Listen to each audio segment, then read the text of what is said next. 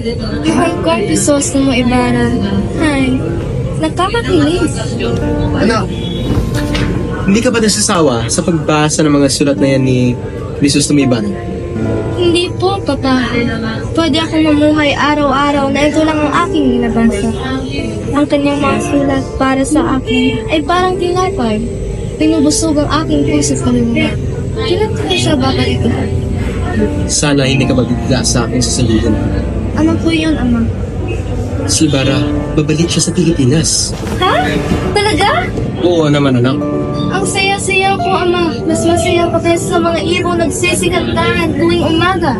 Kailan ko siyang babalik? Sunod na linggo, anak. Maganda ako nagsalo-saro para sa kanyang pagbalik. Huwag ka naman malungkot, anak. Hindi po ako malungkot, Ama. Masaya po ako. Masayang masaya. Masaya din ako para sa iyo.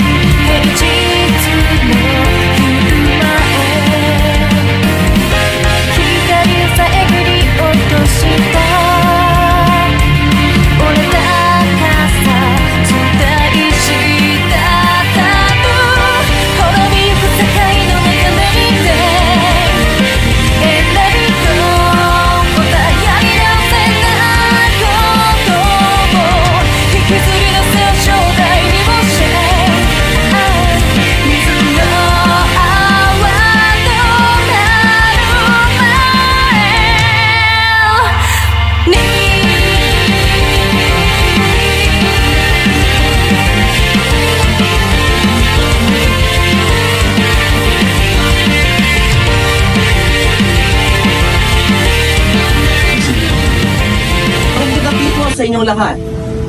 Padre Damaso, isang matalik na kaibigan ng aking ama. Isang matalik na kaibigan ng aking ama. Hindi ako bingi! Narinig ko ang lahat ng iyong sinabi at nagkakamali ka. Hindi ko naging kaibigan ang iyong ama. Paman po, Anak ka ni Don Rafael Ibarra? hindi po kayo nagkakamali. Maligayang pagbalik galing sa Europa. Kilala ko ang iyong mama. Pamaling po, handa na po inyong pagkain. Tama lang yan, na. Handa na ang iyong kapunan. Ano ba naman si Kapitan Tiago? Hindi man lang ako pinakilala sa mga babae. Magandang gabi. Ako si Crisostomo Ibarra. Ay, ano ba? Ganyan ba ang tamang trato sa isang mestiza? Wala ka ba? Pinagaan ko lang. Sa katunayan, mas malinaw pa ang aking mata. Pinamamasdan ko lang kasi kaganda ka. Alam ko maganda ako, pero hindi ibig sabihin na pwede mo binyan ang mamahaling saya ko. Pumunta sa Europa. 7 taon na pong nakakaraan. Nakalimutan mo siguro nung nangyari sa ating bansa. Sa totoo lang, lagi kong iniisip ang Pilipinas. Ako yata ang nakalimutan ng bansang ito. Ilang buwan akong hindi nakatanggap ng balita. Hindi ko tuloy alam kung paano namatay ang aking ama. Ano naman ang pinakamagandang lugar na nabisita mo? Pinag-aralan ko ang bawat bansa at nalaman kong may pagkapareho ang kabuhayan, politika at relihiyon. Yan lang ba ang alam mo? Sinayang mo lang palang pera mo sa mga walang kwentang lugar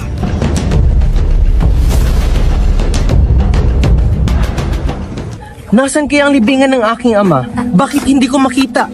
Akala ko dito siya inilibing. Iyo, sinong hinahanap mo dito? Ang aking ama, si Don Rafael Ibarra, inilibing siya rito bago ako umalis papuntang Europa. Alam mo ba kung nasaan ang kanyang libingan? Si Don Rafael. Matagal na naming hinukay ang kanyang bangkay. Wala na? Anong ibig mong sabihin? Isang araw si Padre Damaso pumunta ditong galit na galit. Pinahukay niyang bangkay ng inyong ama.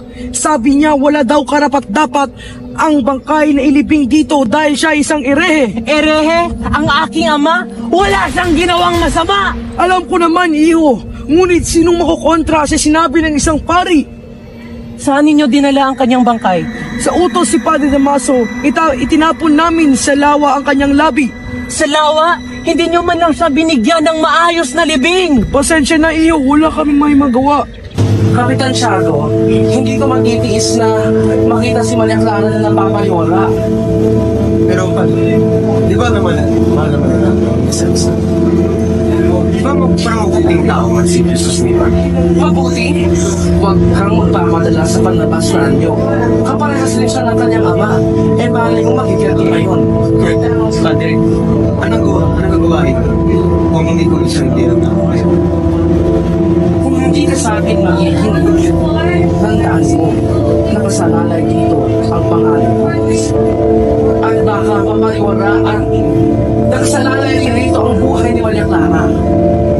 Kumain kayong lahat. Sunod ko niya. Important, Maria Clara. Pisos na mo. Miss na kita. Bakit? Parang may mga magabag sa iyo. Wala na ang aking ama. Wala na kahit ang kanyang libingan. Ano sabihin? Ipinahukay ni Padre Damaso ang kanyang bangkay at itinapon sa lawa. Hindi man lang inirespeto ang isang taong wala namang kasalanan. Bakit mo na ginawa ito? Anong kasalanan ng iyong ama? Wala siyang kasalanan. Inapi siya hanggang sa huli. Maria Clara, hindi ko matanggap ang kawalang katurungan na ito. Ang dapat na kainin ng mga anak ko ay kinain na ng asawa ko. Wala man lang siyang tinira. Inay ko! Ang anak ko! Huwag kayo magtakot, Inay. Nasa simbahan si Crispin. Buti na lang at nakaligtas ka. Anong nangyari? Binugbog ako ng gwardya. Nasaan si Crispin? Bakit siya nasa simbahan? Ay, paano kaya kung kausapin natin yung anak na si Don Rafael Ibarra para matulungan tayo? Oo, anak.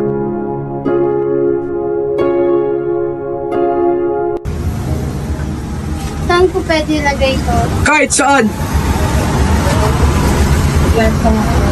Nasaan si Crispin? Hinahanap ko siya. Si Crispin, nandito siya kanina pero tumakas siya, dala-dala ang kanyang mga niyakawan. Pupunta na siguro sa bahay mo ang mga gwardya. Tumakas? Hindi kaya ng anak ko yun. Hindi mo alam? Siguro sila na sa pagnanakaw ang mga anak mo, no? Hindi! Mabait na bata ang anak ko. Hindi nila gagawin yon. Hanapin mo lang mga anak mo. Palibasa kasi, barumbato ang kanilang ama. Nagkakamali kayo. Hindi nila kasalanan yon. Huwag kang umiyak dito. Umiyak ka sa labas. Umiyak ka sa labas.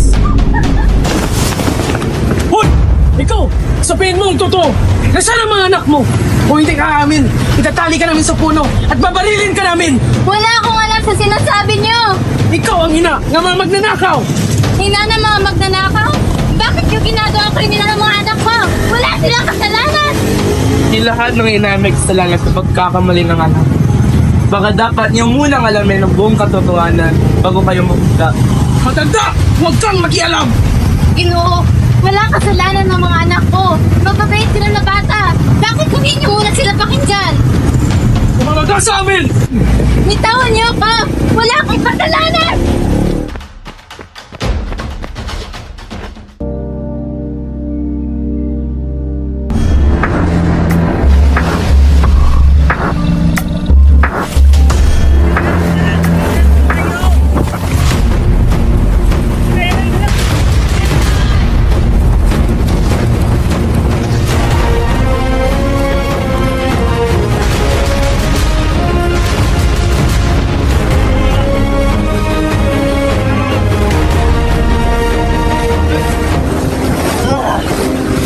Elias! Magsalita ka! Elias! Elias! Salamat po, Secretary. Walang anuman, Elias. Pahingang po kayo, Tiniente at Padre Salvi. Maraming salamat at tinanggap nyo ang alok na dumalo sa aking maliit na salo-salo. Ibarra, nalaman mo ba yung tungkol sa kriminal na umatake kay Padre Damaso kahapon? Sinong kriminal? Yung umatake kay Padre Damaso kahapon. Kasi pati ka maso? Oo, ang sinabi gumawa noon ay si Elias. Sino? Si Elias? Marami pang unos ang darating sa inyong binata. Sana'y handa ka. Ano bang pinagsasabi ng matandang yan?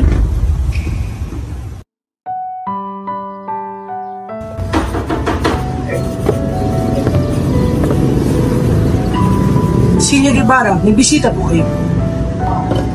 papasukin mo. Elias, niligtas mo po ang buhay ko noon. Pero, kalahati pa lang nabayaran kong utang sa iyo. Kaya huwag ka muna magpasalamat. May papagawa ako sa inyo. Magsalita ka. Anak kong isa, huwag mong kakalimutan ang mga sinabi ko. Iligtas mo ang iyong sarili para sa kapakanan ng bansa. Kailan tayo ulit magkikita? Kung kailan mo gusto. Basta, kung kailangan mo ako, nandito na ako para sa iyo. Para sa iyo, gagawin ko ang lahat para iligtas ka. Ganon din ako sa iyo, Elias. Tao mo bang trabaho ang pagsisermon? Habay, oo naman. Paano mamasa? Well, hindi niyo ba napapansin si Padre Damaso? Tuwing siya'y sumisigaw at nagdadabog, siya'y tumataba.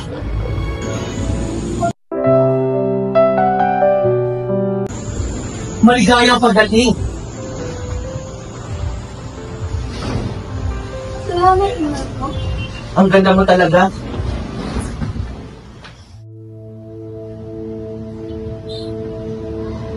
Magandang gabi, Padre. Magandang gabi, Padre. Anong pinag-uusapan nyo? Ituloy nyo. Nabanggit lang kasi ni Senyor Ibarra, nagpapadayo siya ng isang paaralan. Eskwela? Mas lang na mas tatanga pa sa mga Indio. Alam nyo, ang mga Indio, kahit ano pang gawin nyo, tatanga-tanga pa rin. Mga stupido lang naman yan sila eh.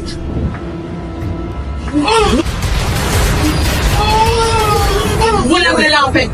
Walang lalapit kung ayaw niya sa mamatay! Pakialam! Wala ka nang mas tatanga pa sa mga Indio! Walang iyakan! Karoon man tayo ng kapayapa. Iurong ko ang kasal niyo ni na Jesus tumaipad. Ama, huwag niyo po itong gawin sa akin. Mahal na mahal ko po si Crisostomo. Gusto kong pakasalan mo ang bayaw ng aking pinsan, si Alfonso Linares. Anong karapatan mo para diktahan ang aking puso? Ang puso ko ay nilikha para lang kay Crisostomo. Iha, gusto kong pakasalan mo siya. Kung hindi ka makikinig sa akin, magmamadre ka. Anong pipiliin mo?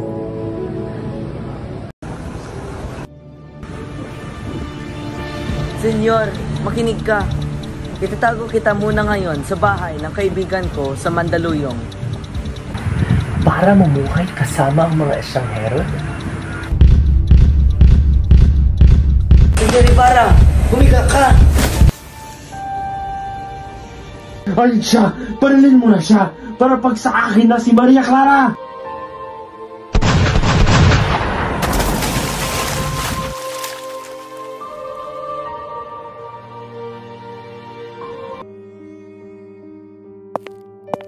Iha, hindi mo ba inaasahan na pupunta ako sa kasal mo?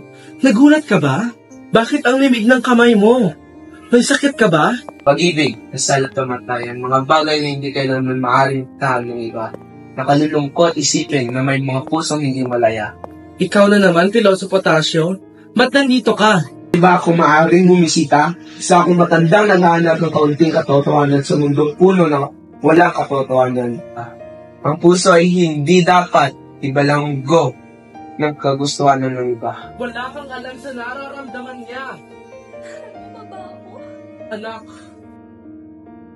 Kung mahal mo ko, protektahan mo ang aking ama. At pilitin mo siyang iorong kasandami ni Linares. Ang pagmamahal ay hindi pagsunod sa dikta ng iba. Ang tunay na kaligayahan ay nasa kamay ng may-ari ng puso. patawarin mo ako, anak, sa aking mga kasalanan. Pumili ka ng anumang lalaking gusto mo. Patawarin mo ako. Magmamadre na ako. Hindi! Hindi pwede! Kailangan mapakasal ikaw! Magmamadre ako. Oh, magpapakamatay. Sana namang kaluluwang ipinagkait sa sarili ang kalayaan. Sa uli, sino bang nagdurusa? Anak, patawarin mo ako sa mga kasalanan na nagawa ko sa iyo. Hinayaan kitang makasal sa taong hindi mo minahal. Hihingin ko magmamadre. Sige, Magmamadre ka. Pinapayagan na kita. Ayaw kitang mamatay. May Diyos pala. May Diyos pala talaga na nagpaparusa. Patawarin niyo po ako, Panginoon. Patawarin niyo po ako. Mawala ang na umaasa, magdamo ang makabasa. Handa gawin lahat, maging pamilya'y lilikawan. Ngayon lang nakadama ng wagas na pagkamangha. Hiling ko lang naman na Sino? Si Elias? tayo na sanang dalawa. Siyang huli at ang umpisa, papatunayan ang unang ibigay di mawawala. Nakailang tula na, ba't tila di napupuna ang tangi kong hiling? Ang pangmagbakay ha, hiling ko lang